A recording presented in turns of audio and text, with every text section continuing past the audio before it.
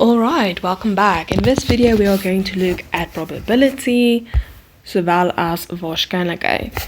So the first part of the video will be in English and then the second part of the video will be in Afrikaans. Alright, so let's get started. Alright, so the probability question we're going to do today comes from testpapers.co.za and it's the common test of 2016 of KwaZulu-Natal. And the question we are going to look at specifically today is question 5. So the question reads as follows. The probability that John will see a movie during the holidays is 0.5. The probability that he will go to a restaurant is 0.6.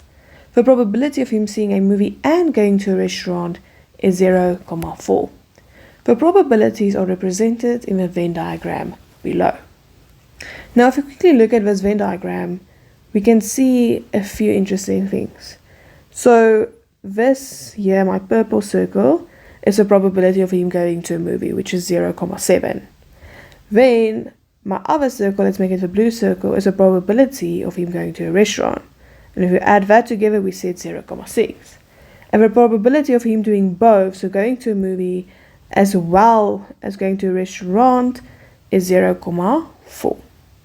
So what we see we don't have is this x value here, which is the probability of him doing neither.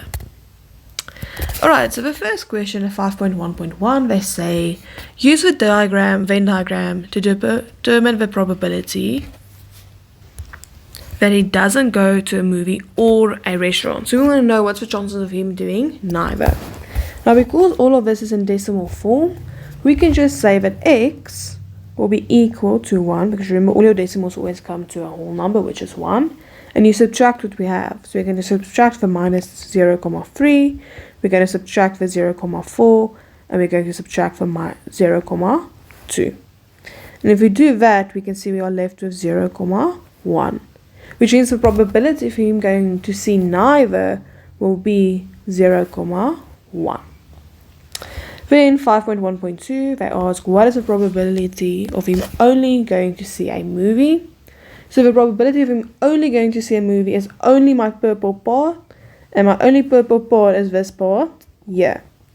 Alright, and we see that that is 0.3. Then at the next question, they ask, what's the probability that he doesn't go to a restaurant? So he does anything, but he doesn't go to a restaurant. So obviously we don't want our blue circle. So this whole circle here is out of the equation. So only we can use the 0.3 and the 0.1. So it will be 0.4. That's the probability of him not going to a restaurant. And the last question, what is the probability that he goes to a movie or a restaurant? So remember, all means everything. So what's the probability of him going to see a movie? Will be 0.3.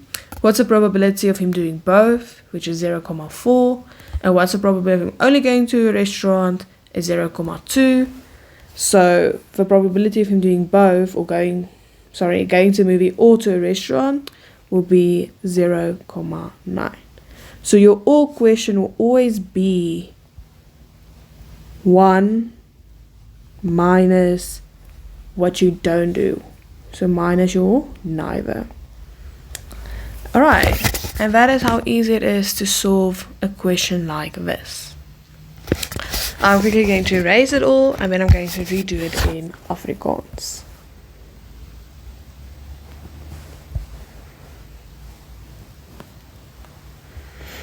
Okay, so as ons kyk na die vraag, gaan dit oor waarskynlikheid. En ongelukkig kon ek nie 'n Afrikaanse vraestel kry nie. Maar ek het my bes te probeer om dit oor te vertaal. So by 5.1 sê hulle, die waarskynlikheid dat John 'n fliek sal gaan sien gedurende die vakansie is 0.7. Die waarskynlikheid dat hy na 'n restaurant toe kan gaan is 0.6 en die waarskynlikheid dat hy 'n movie sal sien en na 'n restaurant toe sal gaan is 0.4. En hierdie waarskynlikhede word voorgestel in die Venn diagram. So as ons kyk na wat is die waarskynlikheid dat hy 'n fliek sal sien, wat ons M is vir movie. Alright, so as ons net kyk na hierdie sirkel, dan sien ons, dit gee vir my 'n 0.7 kans. wat hulle in elk geval daar vir ons gesê. Dan, wat is die waarskynlikheid dat hy na 'n restaurant toe sal gaan? So kom ons maak dit my blou sirkel. So dit is 'n 0,4 kans, sowel as 'n 0,2, so dit is 'n 0,6 kans. En dan laastens, hierdie 0,4 lê beide in my blou sirkel en in my perssirkel, wat vir my sê, dis die waarskynlikheid dat hy beide sal doen. So as ons na hierdie kyk en ons sien dit wat ons nie het nie, is hierdie x-waarde hierso. So ons weet nie wat die waarskynlikheid dat hy nie enige van die twee opsies doen nie. Hy gaan nie fliek nie en hy gaan ook die restaurant toe gaan nie. So as ons kyk na die vraag, dan sê hulle gebruik die Venn-diagram hierbo en antwoord die vraag hieronder en bepaal die waarskynlikheid. So by 5.1.1 sê hulle, wat is die waarskynlikheid dat hy nie na 'n fliek toe sal gaan nie of na 'n restaurant nie? So ons wil weet wat is die waarskynlikheid dat hy niks gaan doen nie.